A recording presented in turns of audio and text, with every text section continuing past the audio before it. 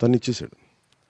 నేను ఒక మాట చెప్పి నేను ఇద్దామని నేను పెట్టుకుంటే నేను ఇచ్చానన్న పేరు నాకు వచ్చింది, కానీ యాక్చువల్గా ఇచ్చింది వాళ్ళు ఎవరు ఇచ్చినా ఇవ్వకపోయి నేను ఇచ్చేసాను.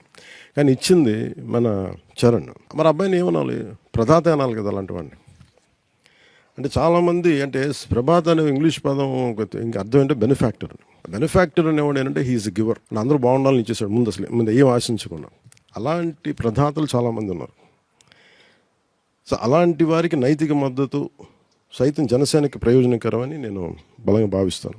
అలాంటి వారికి కూడా పార్టీలో సముచిత గౌరవం ఇవ్వాల సదుద్దేశంతో వారికి ప్రదాత అనే పేరుతో నేను గుర్తింపిస్తున్నాం. వారిచ్చే ఆర్థిక తోడ్పాటు కార్యక్రమాల నిర్వహణకు పార్టీ శ్రేణులకి మనందరికీ ప్రయోజనకం ఉంటాయి.